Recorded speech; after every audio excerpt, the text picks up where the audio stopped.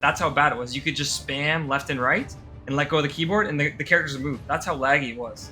We beat Cake and Addy in our run. Oh, yeah. We reversed read them, and I remember popping off and yelling at them like, "Welcome to North America." When I yelled, and I knocked over my. Welcome to Season 2 of Brawlhalla Origins. This season's lineup is packed with awesome guests from various backgrounds in the Brawlhalla community. Join our VIP list by signing up at season2.brawlhallaorigins.com to get early access to each episode, special clips, giveaways, and behind-the-scenes updates. Today's guest is Crockie. He's a competitive player and content creator, best known for his highly entertaining Twitch streams, which have earned him the title Head Movement Hero. Have a flying car, have 1 tablespoon of the internet.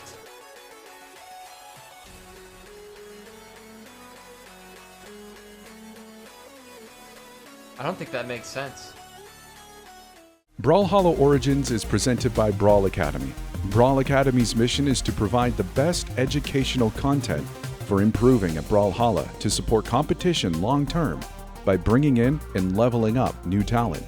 Learn more at brawlacademy.com. Brawlhalla Origins Season 2 is sponsored by SIB Esports. Go support them and follow what they do over at esportssib.com. Welcome to another episode of Brawlhalla Origins. Today I have with me the cool Croc himself, Crockie. How are you doing today? I'm doing excellently. I'm happy to be here. Got the young invite from Atrophius. I had to accept as soon as I saw it. It's awesome that you were able to come on the show. So for new listeners or anybody who's never seen or heard the show before, the point of Brawlhalla Origins is to interview notable members of the Brawlhalla community and kind of talk to them about their history with the game. So I will open with the first question that I usually ask everyone. How did you find Brawlhalla? Okay, that's an interesting one. For me, the first time that I found Brawlhalla was I wasn't looking to like find a game that I was like interested in playing myself. I was more interested in finding something for my stream that I could broadcast that was like going to be some good content. That's how I originally found it, because I was interested in sort of growing a stream and making an entertaining like content type stream and finding games in the Goldilocks zone of Twitch. And the Goldilocks zone of Twitch is like basically like games where you don't want to stream something like League of Legends where everyone is streaming it, if you have 0 viewers, no one's going to scroll down to find you. Basically, no one's going to scroll all the way down to see a 0 viewer streamer. So when I found it, I was just scrolling through Twitch and I was like, this seems about the Goldilocks zone. There's only about, 30 to 100 viewers here, potential community. And I found it, and I instantly saw that it was like Super Smash Bros, which I had played previously, like when I was young, and I knew I would like it. And there was a person streaming it who was in Platinum at the time, and I think his name was Electric Black Crayon or something. I don't know if you could ever find him, but that was his name. And he didn't have his microphone, no camera, just playing ranked gameplay, and he had like 15 viewers at the time. And I was like, I could do a better job of playing that, and maybe I could get to Platinum and I could make it more entertaining. And that's how I found Brawlhalla. And I think I had to purchase the game to get in, because it was in a closed beta at the time, and you had to make a purchase if you wanted to get in at that time. And that's how I originally found the game. So I had Tybo on before, did a recording with him previously, and I know that you and he are probably like, as in terms of like when you guys created your accounts and started playing, probably like the 2 oldest players that I will probably ever talk to on this show. Yeah, I don't know who is actually older. I'm assuming it's me, but I actually don't really remember entirely correctly, because it's been so long, right? This is like 2015-ish is around when I first started playing, right? Do you happen to know your account ID? My account ID, I have it here. It's around 60,000. It's 60,596. I believe. I'm the 60,000 player, which is pretty.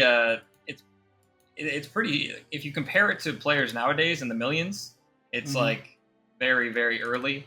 But it's still not the. Early. It's still not the earliest, because the earliest is you get into the alpha, and I only know one guy that has the alpha avatar. His name is Mongello. I have him added. He has a weird picture of a little gorilla icon on Steam. You guys could find him. But and the other guy I've seen him use it is Tyveris, who has the alpha avatar. So all of the original devs would have the alpha avatar, right? So what did you say your ID was? 60,000 and 596. Your account is actually older than Tybo's. I knew it. We compared a long time ago, and I forgot. And what's his? It's like Tybo's is 62,096. Oh, so close. Okay, wow, right around the same time. You guys were right there, about the same time. That's actually awesome. So, kind of talk me through a little bit of sort of like your history. Then you found the game. You wanted kind of like a stream game that you could play to kind of make content, like live streaming content on. Yeah, so I was really more focused. I never really was interested in being a competitive player at the very beginning. That just sort of happened with my personality. I'm a very competitive person by nature, and I just found a competitive game, and it just happened to be that I was around the top level play all of a sudden. I don't even know how it happened. I was just there, and then people were expecting me to do good, and I was like, okay, well, I guess I'm going to do good now, and also make it entertaining. But originally, it was really focused on just be me providing like an entertaining place for people to hang out, and at the time, I wasn't really thinking this, but I sort of adopted it as it went on. It seemed like a place for the community to hang out, like in my stream at the time. And any of those early streamers, like Tybo is one of them. They really were a pivotal place for the community, because I guess like the community was a bit different. The landscape of it. You had your Twitch streams, and you had Reddit was actually a very big thing back then. All of these players that you'd see in the Twitch streams, you'd see them on Reddit, and we would be a very close, tightly knit community. So there's like quite a few names of people that I know back then. I think that they may not know it, but they were very influential into the way the game went. If those players in that tightly knit community, they may not even realize it, but someone like Tybo, I'm thinking like Egg Soup, some of these really old school names. I can name off a few more, like Daiku. He was a really old school one. Yeah. He went by like Sword God on Reddit, and he was very edgy, and there was a whole thing with him. Yeah. And then Dobrain came a little later, and I love Dobrain. I wonder if you could get him on the show, because I haven't seen him in so long. I don't even know what happened to him. But I think a lot of those players, they don't realize how pivotal they were into pushing the game in the direction that it went back then. But what was your question again? Well, it was just kind of like talking through kind of the history of how your stream got started, how you got more into Brawlhalla. Yes, I remember the first tournament I played, and if we want to go into tournaments, I do remember like the first ever tournament that was sponsored by Brawlhalla at the time. It was actually under an organization called ESL, Electronic Sports League. Electronic Sports League. And Brawlhalla decided that they would support this tournament with skins. This was the first time that they've ever done something like that. Now, originally Brawlhalla always seemed like they showed interest in the competitive. Like when I first started playing, you heard me say that they already had ranks, right? I already saw like the ranks, so they already had this idea that they were going to support a competitive scene. But I didn't know how far they were going to take it at the time, and I don't think they knew. But I think them seeing the community and how much we wanted them to push the potential of their game actually had a huge influence on where they ended up taking it, and how far they ended up supporting it and seeing where it is today. Right. But yeah, I remember the first tournament I played in, it was a single elimination on Electronic Sports League, and I lost round one. One. Yeah, and the first character I played Lucian at the time, and I was notorious for not buying a skin, and I just played blue Lucian, and I just everyone knew I would just like spam SIGs because they were broken back then. But I played in this tournament and I lost round 1, and I was like, wow, I really am not very good at this game, am I? And I was very like, yeah, I'm gonna stick to being entertaining. And then I looked at the tournament, and the guy I lost to, he ended up winning the entire tournament, first place. This player's name. Wow. The player that won the first ever Brawlhalla tournament, his name was Scroyan, and he was actually playing all the way from Brazil. Now, this player, I haven't seen him in a long time, but he plays Orion, and I don't even know if you could find this tournament, but there were some names back then in that tournament. I think maybe you might see someone like Daiku playing, but I don't know if I could list off much more names than that.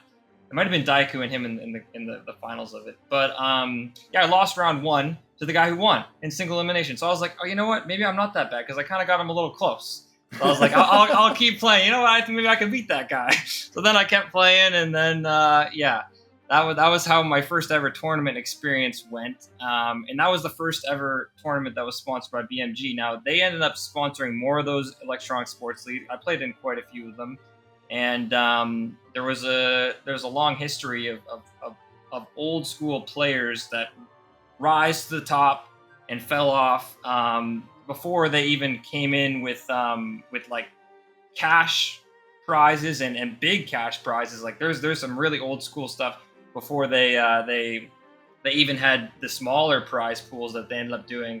And I know the history of that with a lot of those top players who you probably haven't heard of, but I know it all. I've been here since like the very beginning. Luckily, I got lucky, I guess.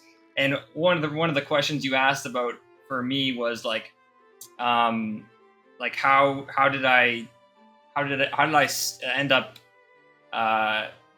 staying with the Brawlhalla community, I guess, is what you were more interested in. And what I ended up doing was I kind of grew my stream with the game itself as it grew. Like it sort of coincided. I didn't have a stream that was very popular. I played some other games like Arcade and World of Warcraft, and I would just, it was not I didn't have a very big community at all. But then all of a sudden when I got with the Brawlhalla, I noticed that as that game grew, my stream grew too. And it was just this is before Discord, and I think I mentioned to you earlier, this game, Discord was a huge turning point for the way that the community interacted.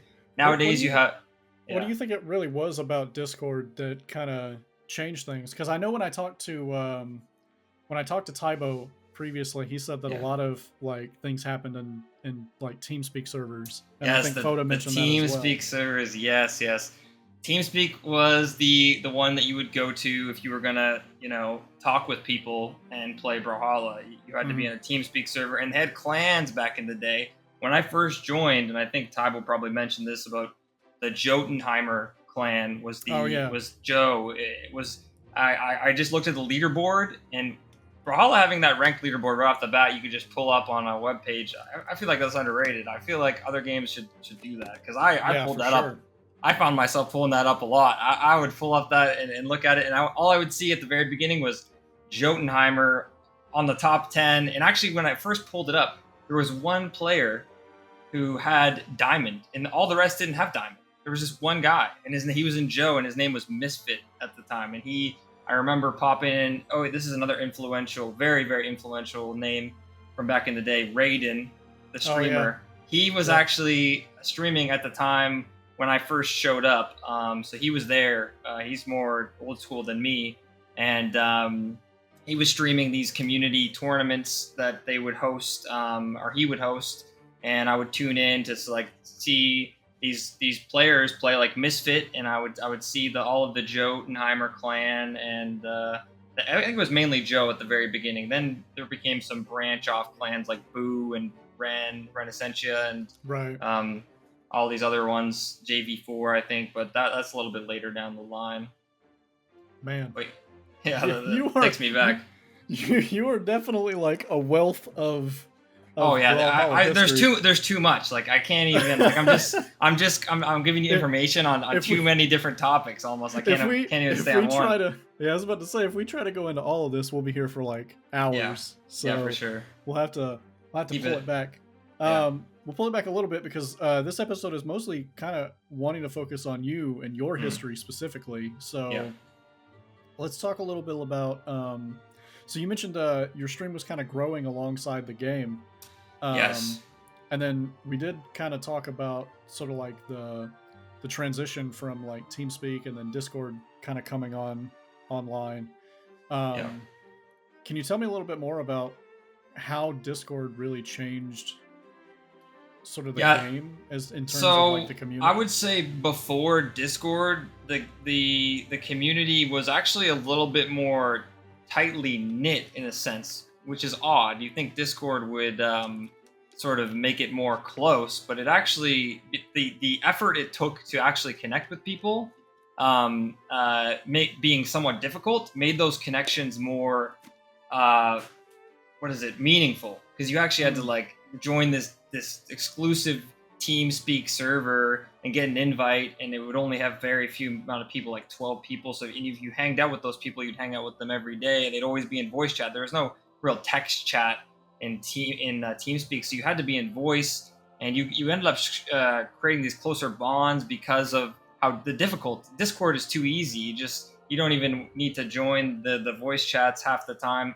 And along the time with Discord, when it was released, is when the game was becoming too big, and then they had their own the Brawlhalla Discord and all. There's just too many people now, and it became a little bit more spread out, I would say, once Discord was created, and this is when the Reddit became overflowed with people, and the tight knit OGs. Our Reddit posts didn't make it to the top because people didn't care as much. It was more like normal casual players that just overrun the Reddit. So the community kind of got overrun. It would feel like you could probably. I think a lot of the people would vouch, but that's just what happens when a game gets popular. I'm assuming it's the same in other games. Yeah. Just the same thing. I had a handful of viewer questions come in. Really? I'm going to kind of intersperse a few of them throughout the episode, so we can start with one of these.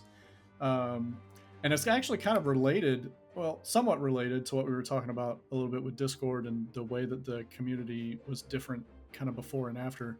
It also was kind of different kind of before and after sort of like the COVID era of Brawlhalla. Oh, 100%. So we had a viewer question for what's the best and worst thing about today's Brawlhalla community compared to that of pre-COVID, in your opinion? Oh, that is a tough one. Okay, I'd say that when COVID hit, it kind of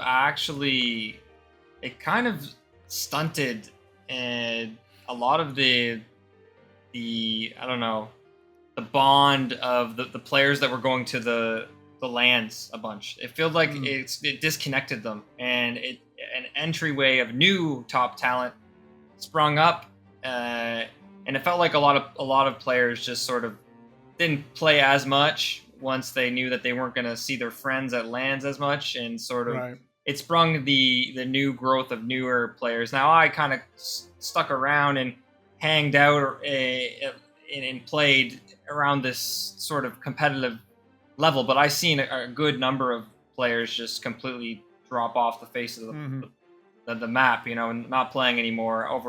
Right when 2020 happened, that was I could list a big list of them, but it's almost too many. But yeah, I would say that the best thing, but before it, was probably, since I had this sort of non-stop time period of every couple of months, I'd go to an event and see the same people.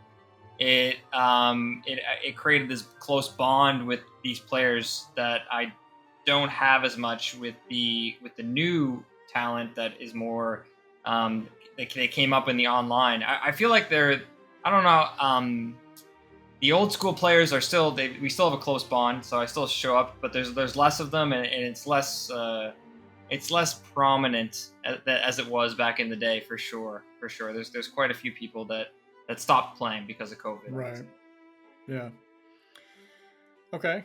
So tell me a little bit about kind of your progression early on. So you mentioned that you did you did pretty well kind of in that first tournament. You faced up against the winner, and it was kind of like a close game. Yeah, Scroyan. I love Scroyan. He liked some of my old school montages, and I remember he wanted me to make a montage for him and have like this hardcore death metal music and stuff. I remember, but he's a really interesting guy. I remember competing with him in a couple. I think it was a crew battle tournament with that was hosted by Foda back in the day. And I think, me and Doppy and a couple, I think back in the day, Renacentia had members like we had Doppy, we had, I think we had Pugsy in there briefly. We had, who else? We have a player named Amber, who you probably don't know, a Sir Roland player, would get placed fairly well. And Scroyan, of course, was in our group. And we actually had LDZ, I think, back then, really early in some of these crew battle events. I remember some of the names people shifted to different clans, but there's a good couple of names in there. LDZ was one I remember, and Scroyan, we did play in a crew battle, and I remember Doppy got like extremely mad at him because he went to go make a coffee in the middle of a set when it was like 1-1 and like didn't come back, and we had to like play without him. And I remember we had to replace him with another member. I think his name was Spooky Knight Rider. Probably don't know who he is, but I remember Spooky Knight Rider. Oh, okay, yeah, and something like that happened, and I remember that. But that was really early on. These are the ESL tournaments. I played and did exceptionally well in some of these really old school tournaments that were before the smaller prize pool from BMG, where they just gave out like skins. I would do really well in these because the community was smaller, and I actually had a play style with guns back in the day. And I'll tell you, I figured like there was no dashing, and you just walked around. I picked the longest range weapon with the fastest character, and it was just curtains. And I remember playing this weapon in this way, and I would play it. All I had to do was gun side air and drift. And I felt bad. I had to make it look like I wasn't just doing gun side air and winning with one move. I tried to mix it up to make it look like I was doing other things, but no. The whole game plan was just one move to win, and it was kind of hilarious. And I remember doing exceptionally well with it back in the day with Lucian. And I did so well with it that some of the trash talk that the community gave me actually got to me, where I was like, you only play guns and you can't perform without them. So I remember back then I was like, you know what, I'm gonna prove to them that I could do it with another weapon. So that's when I started playing Spear. And then when I played Spear and started getting results with Spear, they just said the exact same thing. They said you can't play without Spear. So then I was like, all right, well, that's it. I'm just gonna stick with Spear forever now because there's no point. They're just gonna say the same thing if I learn a new weapon. And that was when I swapped Ada. I played guns and Spear. And the original Ada, I'll tell you, she was broken. Straight up. I had these patterns that were so broken and absurd. I got them nerfed. I remember hitting Foda and ranked with like this double. all I had to do was hit like Ensig twice on Spear, and they were dead. Ensig hit grounded on Spear, and it was like it just killed them in the earliest possible percent. It was crazy. This is back when Spear D-Light hit grounded, by the way.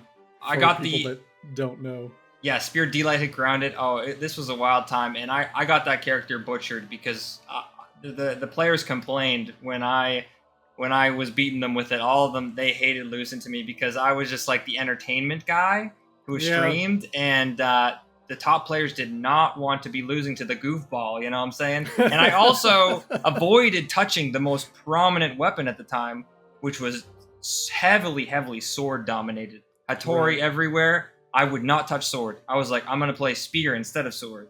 And this sort of like the player's mentality of getting my stuff nerfed made sword be the stronger weapon. I felt like they didn't nerf it as much because I felt like the community did not want to lose to me, and they really nerfed Ada. I did not like that they nerfed Ada so much. I hated that they readjusted the hitboxes on the down sig on Spear. Oh, that was so annoying that they did that. I really liked it when it hit like really low and stuff.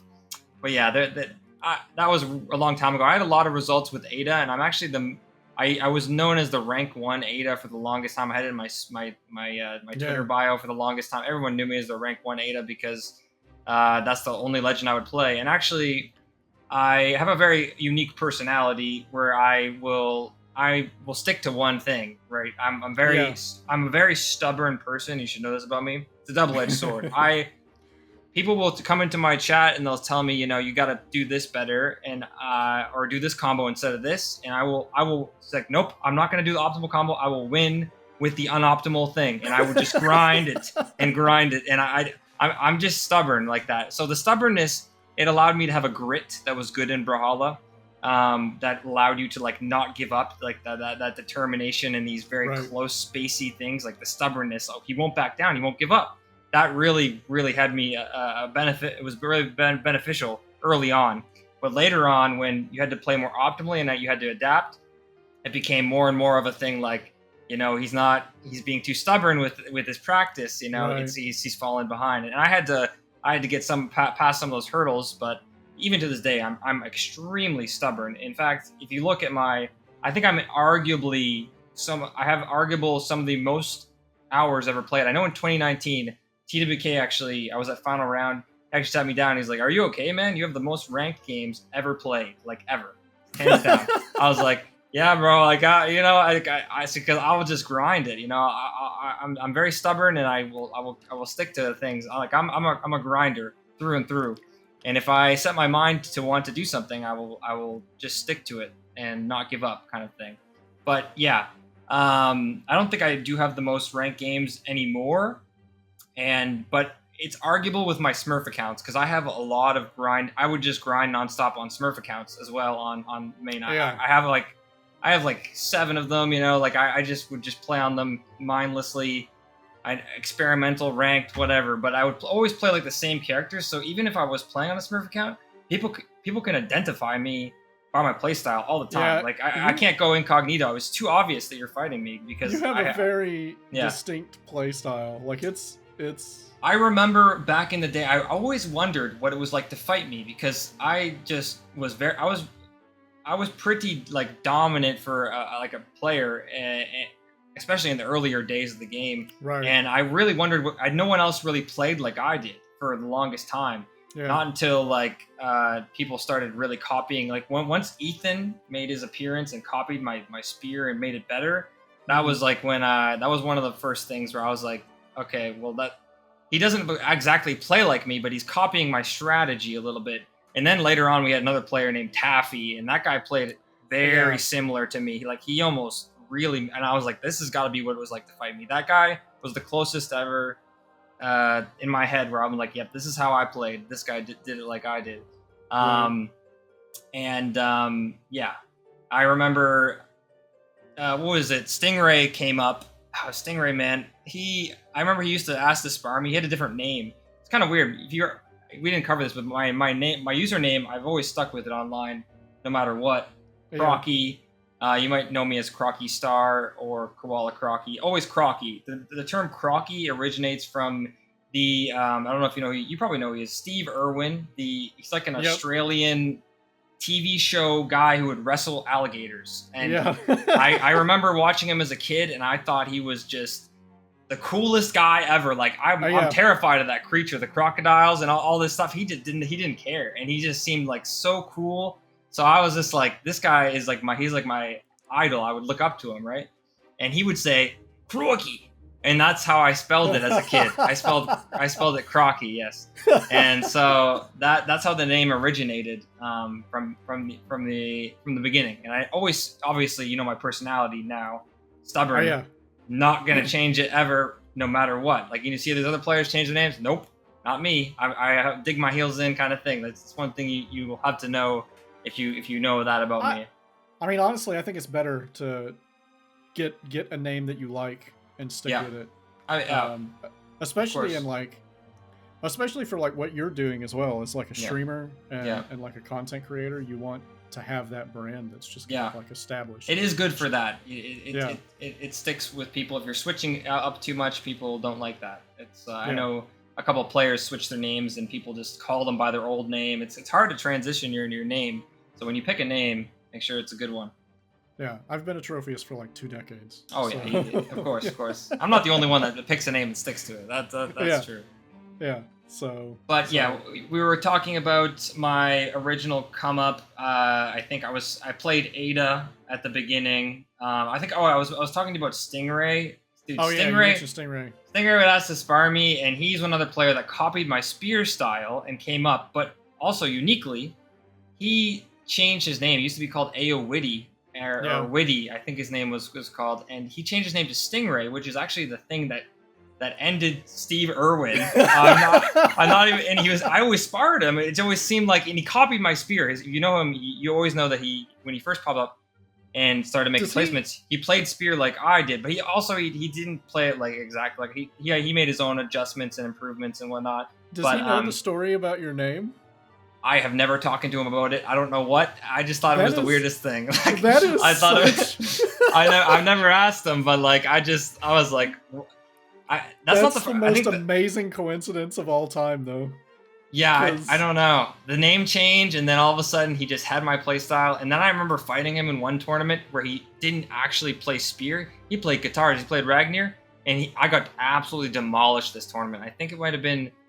I don't know if it was the Pro Series or something, but like it was one of the first Oh no, it wasn't the Pro Series. It was a tournament, and I got him in bracket, and I never got demolished harder in my life. So he copied my play style, and then he found the counter to it, which was guitars. I hated playing guitar, and he played it so well. Like he knew exactly where I'd be. Hit me with those Ragnar guitar NSIGs. Like I was like, that was crazy. He had me all figured out for sure. But yeah.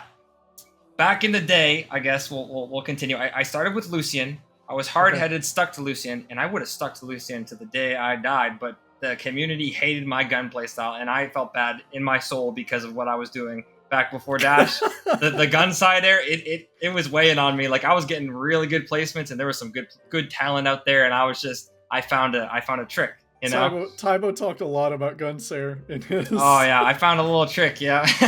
And but yeah, then Ada, I had a lot of fun with Ada. Ada was my funnest legend. I still think she's one of the funnest legends in the game. A lot of style came from that. Guns they were always very strong, especially in the early game. And if you brought guns to a LAN, guns were one of the weapons that got buffed at LAN. They just seemed to do really well. People just fell into your gun attacks, so they had so much active frames, I guess. And I had a lot of fun bringing that Ada to different events and playing. It was very stylish. I would hit like the gun NSIG off the edge and double gun NSIG, and it was very explosive, low defense and high force, and people loved to watch my Ada gameplay. And when me sort of dropping her it's kind of sad a little bit because the meta kind of shifted away from that, and there was some hard counters to her that became really, really hard. You can still have a lot of fun with her, and she's really good, but she has her weaknesses, and they really show in today's meta. But she's been getting buffs recently, so she's not too bad in the current game. But then I stuck to Ada, and from there I just stuck to the different spear legends, and Nash being my 2v2 one that I took and won CO Dreamland with, which was my peak in the I guess for winning a tournament. That the run back, that if you guys don't know CO Dreamland, this was one of the first ever tournaments that they ever did, and I think they had issues with the setups. You were there, Atrophius, I know, and they ended up. Dreamland was my first LAN that I ever went to for Brawlhalla. Yes. So. Yes, you were there, and when we arrived, everything was laggy on the setups, like a little bit laggy. Not that we're not. I remember them having to like get a new build from the devs. In the middle of the tournament. Yeah. So this is what happened: is we first day Friday shows up, we play the 2v2 tournament, always 2v2 first, and we end up getting like third place, I think is what we got in the tournament with the lag. Astronaut won. We were doing really good. Starlight Astronaut win. It was very close, and then I think it was Boomy that found like if you just went to the keyboard and you dash like back and forth A and D, and you let go of the keyboard, the characters would start moving. Like they would start dashing back and forth. Like we played on that. That's how bad it was. You could just spam left and right and let go of the keyboard, and the characters would move. That's how laggy it was. That's how delayed. And that's the tournament we played on. We got 3rd place. And then it was so bad that we were like, that was a joke of a tournament. So like, what are we doing here? Like, this is not competitive or whatever. And so Tiveris, I think, was really like, the devs were really passionate about this tournament back then. They made a build Friday night that fixed it. And so it wasn't doing that. They just had the input lag of the 60 hertz and all that, which didn't get fixed for a long time. But they fixed it. And so it wasn't doing that A&D thing after. That's why they did the rerun, and that's when we won. Now, to be fair, I feel like we got a little bit more knowledge on our opponents that allowed me and Doppy to win the tournament. But everyone did get a prize increase, like they paid out everyone. But even if Starlight and Astronaut were to get first again, they would get $500 extra or whatever, which was a lot back then for the prize pool. So they were motivated to play, and everyone agreed, everyone played, and it was a good tournament, and we ended up winning. It was amazing, and I think I got top 8 in ones in that tournament too. I got like 5th, I want to say. I got double eliminated by Starlight, who was my arch nemesis back then. Oh man, we had some beef, me and Starlight. Those were the times, man. Those were the times. People, the stream enjoyed the beef like that. Some of those matchups, but yeah, it was good. And from there, this is year 2017. Some of the most fun lands. Shine did really, really well there. I remember I went there and I fought the Australian champ Kyler Alice, and I really wanted to beat him, and I barely beat him, man. And it was like so hype, man. I was like, I just barely got him with the Ada recovery on last game, and he would poor Kyler Alice. He was sad, but I think I got 9th in ones and then 4th in twos with Doppy again there, and Shine, and then moving forward past I guess 2017 into 2018. 2018 is when I really went full on into streaming, and I think I had the most hours streamed ever out of any year in 2018. Like I was streaming nonstop. Like I feel like I would go to sleep and wake up and monster you would still streaming. Yeah, like this. If you looked, I remember I got like a Twitch recap, and like if you go into like my, I think it's like Social Blade or something, you can see like the hours streamed 2018. That if you were an OG for that, I was killing it during that time period. I had placements in that, but I think that's around when Chain what was it? Chain Dodge got changed. I don't remember, but when exactly it happened, if it was 2018 or 2019, it was probably 2018. CO Dreamland was one on Chain Dodge, if you didn't know. This is the current one at the time.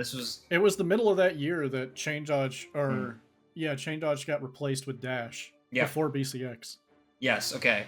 Well, Chain Dodge was when I had the most mastery over the game. I was very good at it, and once they got rid of that, that was when me and Doppy, my 2v2 partner, started to not play as well, and that's when we sort of started to split up. It was once they changed that game because it wasn't working anymore, the strategies we had, whatever, and that's when we split up. But I still continued to play in the 1v1s and 2v2s and whatnot, leading on all the way through. So like I think I have placements in 2022 in top 8. I've just never stopped playing, really, just nonstop. But yeah, the legacy OG years for me were probably 2017, 2018. Those are my favorite years for playing Brawlhalla. Yeah. Those were some good years. Keep in mind, I do think the game's better with Dash. Even though I was so good with Chain Dodge, every time they add something, I just think they're making it better. So, even though I have mastery over something and they get rid of it, I still think that they take the game in the right direction.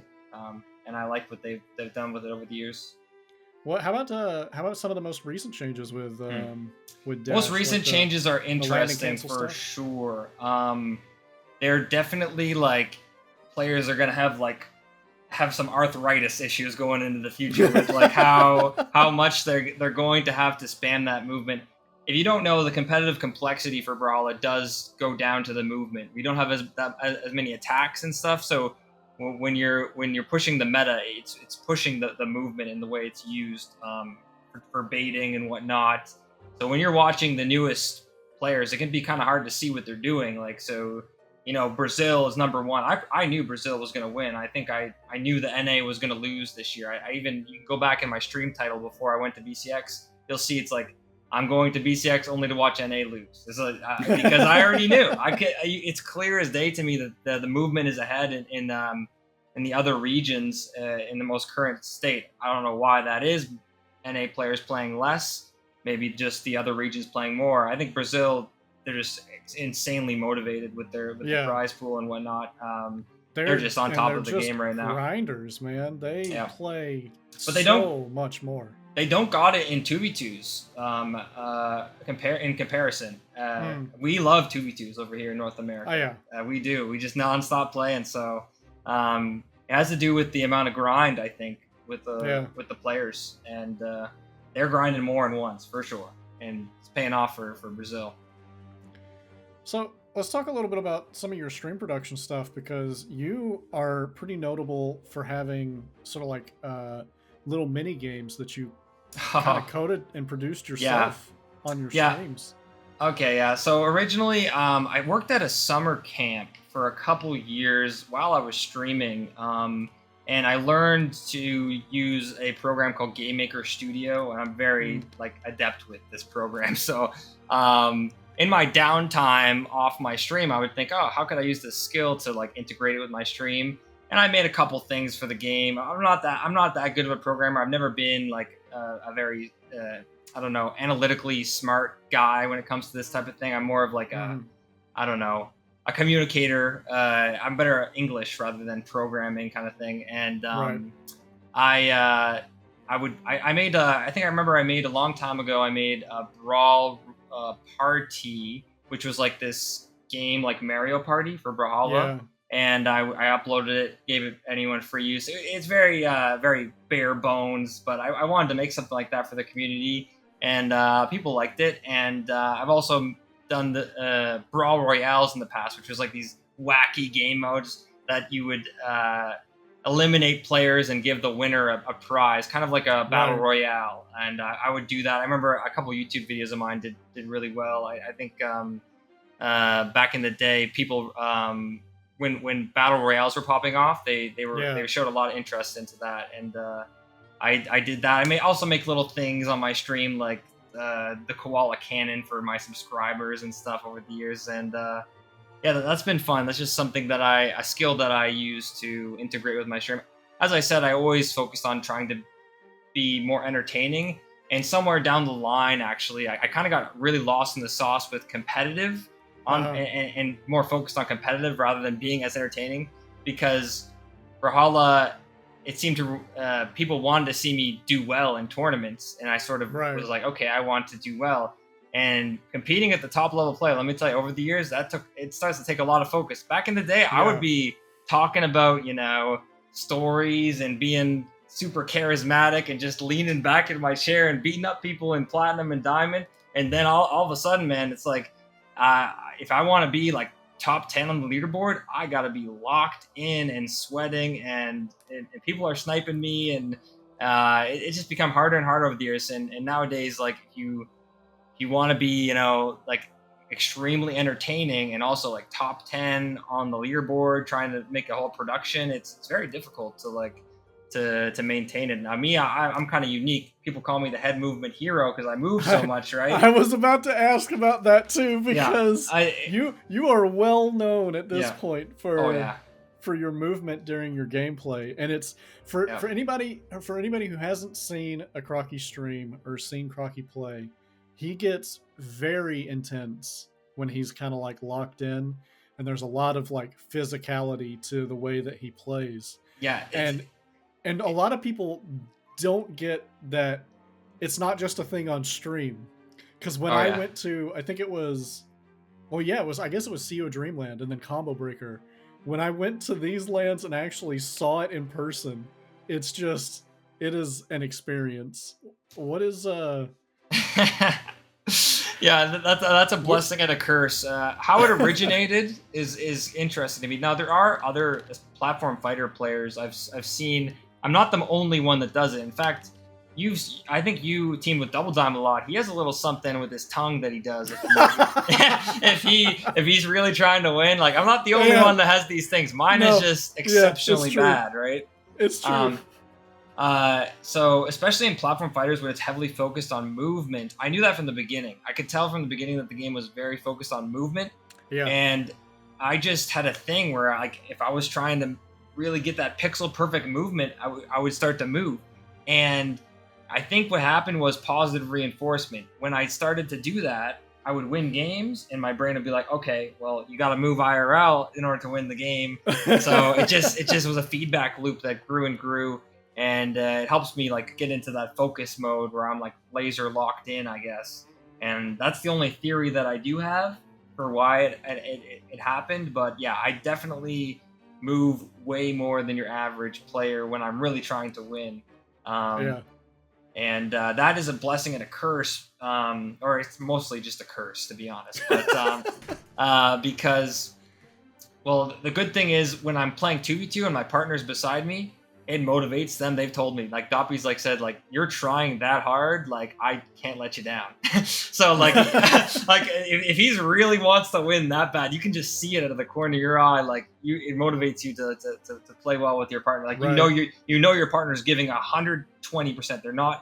They are not like demoral. Like most of the game is mental, right? So if your partner is not like your partner's feeling like what is it called, down, just like that.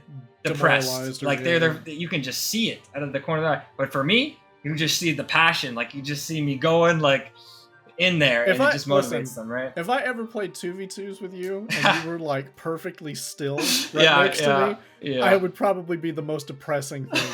Like, I realize that now, to be honest. And recently I feel like I've cut down on my movement a little bit, but I think that's me like not trying as hard because I don't really feel the need to. I don't really want to be the best in Brawlhalla anymore. I feel like I'm done with that chapter. You feel like you have less to prove now? Oh yeah.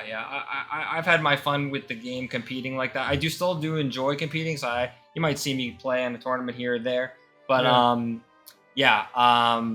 I've definitely been there, done a lot of that for this game, and I've gotten most of my fill out of it. I still really enjoy watching and seeing like the talent from the different regions compete. I really enjoy it, especially as being a previous player and whatnot. But the game has been a lot of fun over the years, and me being the head movement hero has been kind of how would I describe it in terms of it being negative? When I'm streaming, right, it takes my energy, which kind of sucks, right? Because I'm trying to stay high energy and whatnot. But I always wondered, that has to be like exhausting. Oh, and I've lost. If you might have seen my stream, I lost a lot of weight actually doing like different time periods of my life. I've in two periods of my life, I've lost over 100 pounds. It's not just streaming, but that's part of it. Like I won't eat while I stream, and I will just sweat, move my head, and then in combination with that, I might go run on the treadmill as well, and I just have a switch. I'm a grinder. I can do things like that. Right. For me, but yeah, head movement hero. that's the name.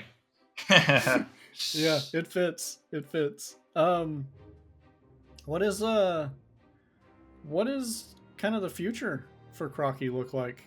Oh man, now? It's up in the air. I feel like I'm a little lost on what I want to do. I mean, I still think streaming is something that I really enjoy, and I don't see myself giving up on that. But as far as like what I'm going to do with a lot of my other time, I haven't really figured out the direction of what I'm doing, honestly. But I think I'll figure it out, to be honest. Like I'm not too worried about it. Still gonna be sticking around Brawlhalla for them? I won't be going anywhere, to be honest. Like I'll be around for sure. Like I've been around with the game for so long, I'll just be here. Like it's not something I'm probably gonna just disappear from. I'll always be around. It's not in my personality to be like I'm done with all of you guys kind of thing. Like, no, that's not me. I'll always be around. You've been to a lot of Brawlhalla events over the years, like LANs and whatnot. Do you have any like specific favorite memories of an event that you've gone to, like something that's happened at the event?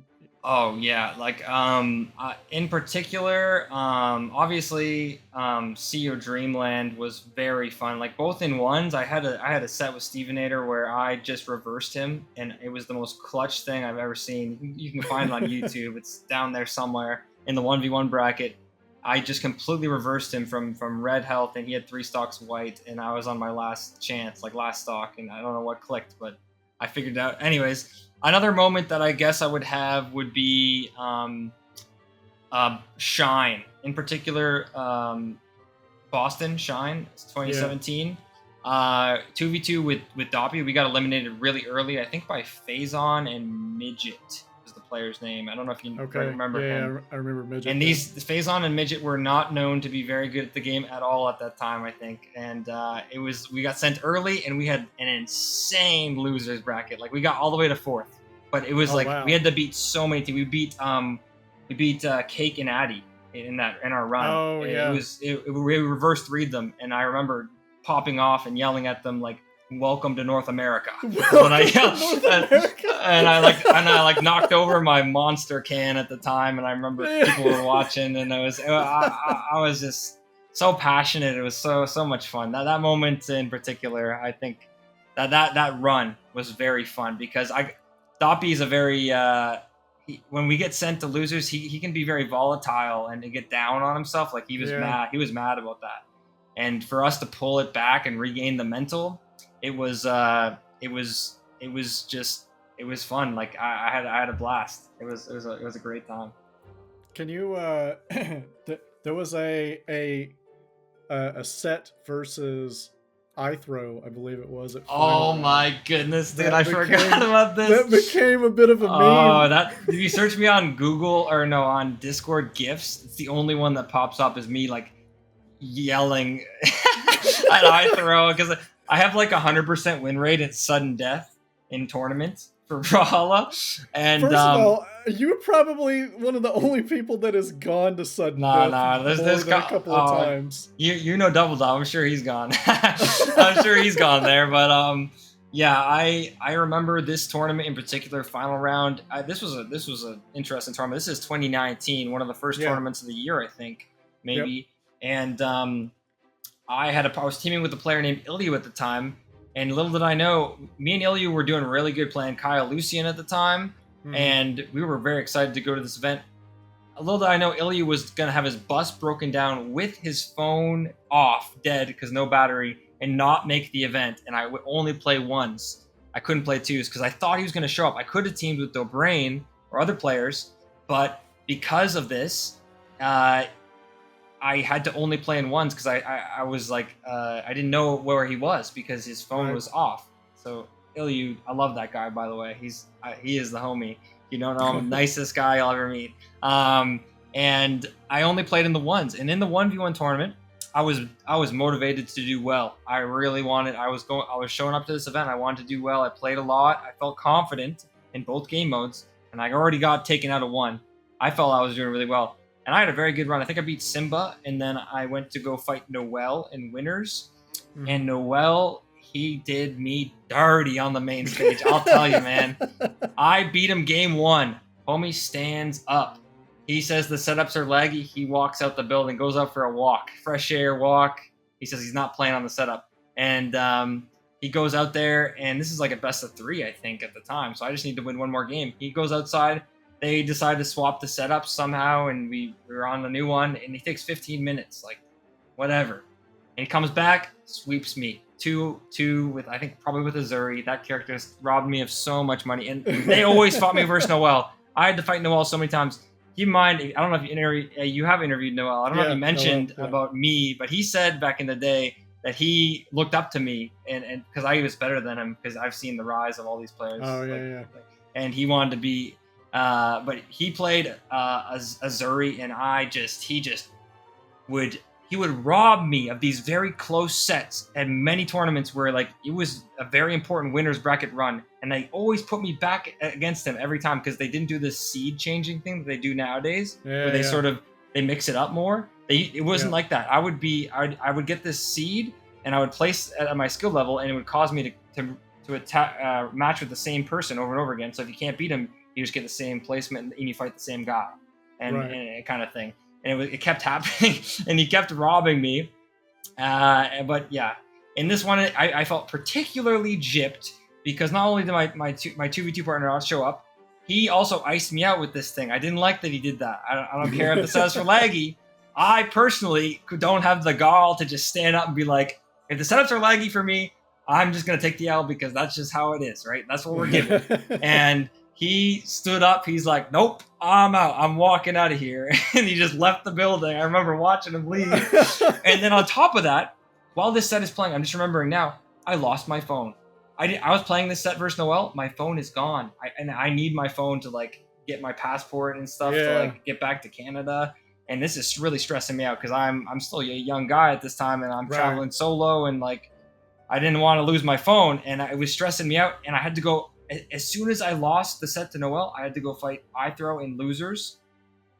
And I still didn't have my phone. And I was still stressed about that. And my 2v2 partner, and I was just like, this is overwhelming. This is overwhelming. And I go in, I lock in Ada game 1 versus iThrow. And I believe I did not like the way iThrow was playing. I think there was something that he was doing. I felt like he was playing like very annoying. And I didn't like it that he was running away or something. So I was like, you know what, man? I brought 2 legends to this tournament. I brought Kaya and I brought Ada. And I'm going to play Kaya.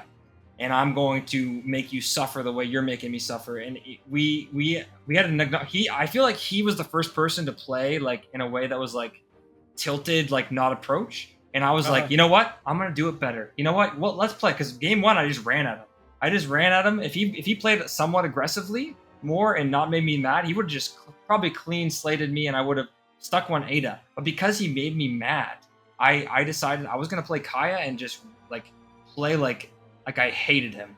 And I played like we took it to sudden death. I was not giving him nothing. There were so many opportunities for me to attack him and I was just like, nope, I'm not going to take it unless it's a guaranteed 100%.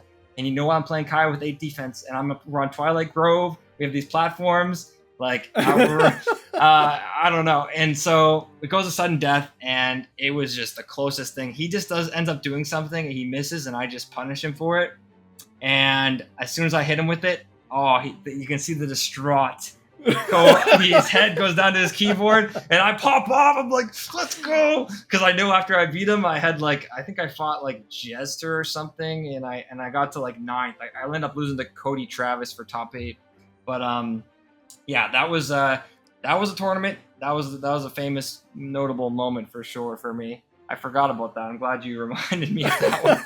I love iThrow. So if you don't know, like me and him are really close. So it's so funny that people might see that. They might think we hate each other, but it's just not the case. Like we are very close, me and iThrow. I feel like that's kind of the case with a lot of the older school pros is like, there would be like maybe in-game beef sometimes, but at the end of the day, it's like, we all love hanging out with each other.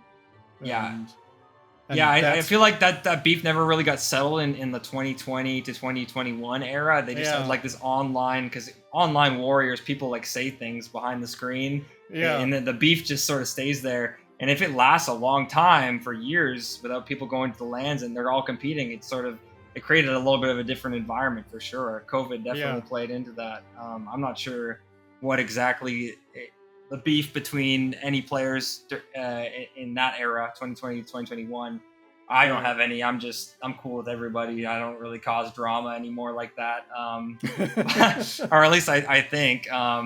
Maybe some people don't like me, but I'm sure they do. But I don't really like go out like causing banter, right? Like really hard, like try to trash talking people back and forth. Like maybe I have in the past a little bit with like Starlight, and we did it back and forth, whatever. Yeah, you guys beefed pretty hard for a little while, if I remember correctly. Oh yeah. That my stream loved that drama. I feel like we would be both streaming at the same time. We'd be playing each other, and like they would go into his stream when I beat him in ranked, and like he would just like not like that, and then back and forth, vice versa. He'd say something. He was actually notorious though, because one of the things that he did was he would never lose a game because he'd always leave before. Oh yeah, he was he big died. on the disconnect. Yeah. So I'd make the joke like he's never lost, man. Even though I'm beating him, he never lost, man.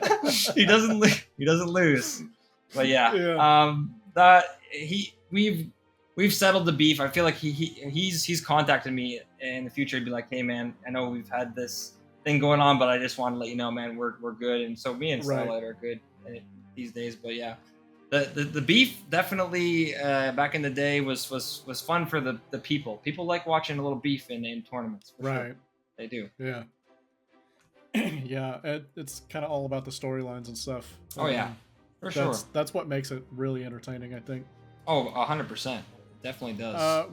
We are getting pretty close to the end of our time together for this episode, and I feel like there's still so much more we could talk about. There is. It's just too much information. I've not even dropped names like Pickle Potatoes. Like there's just so much. Like you don't even. Yeah. I didn't go back into the first time I beat LDZ in tournament and got a shirt.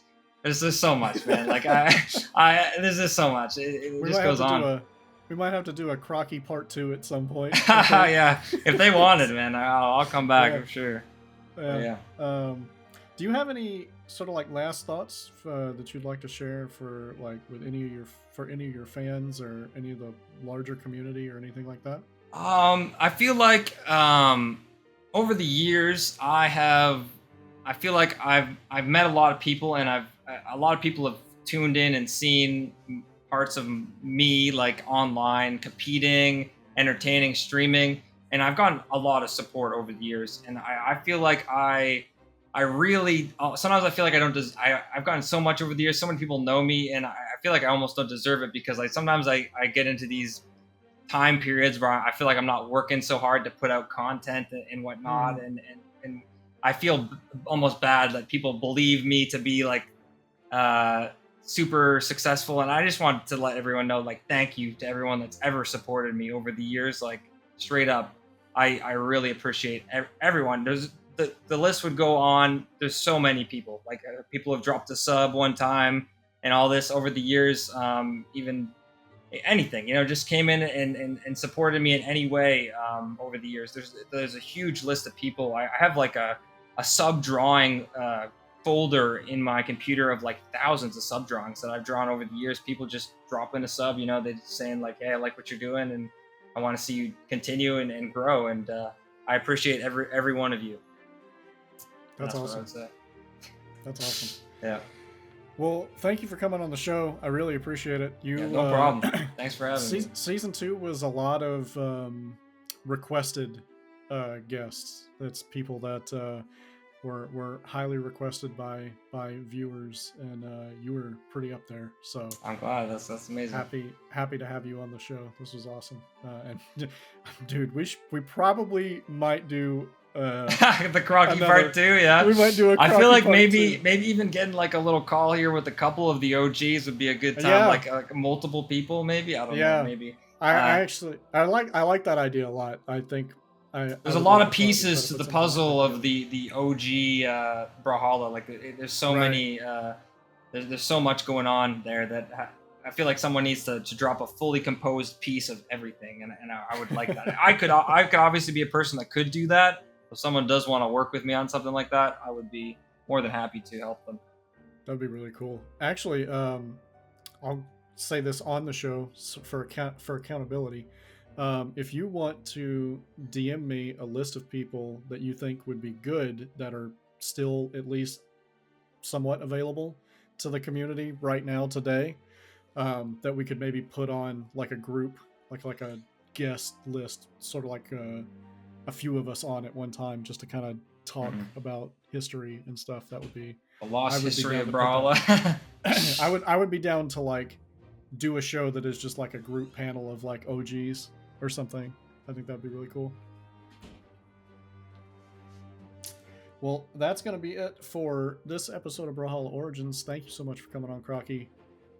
Everybody have a good night. Thanks for watching this episode of Brawlhalla Origins. We'll be back next week with another episode. Join our VIP list by signing up at season2.brawlhallaorigins.com to get early access to each episode, special clips, giveaways, and behind-the-scenes updates. See you next week.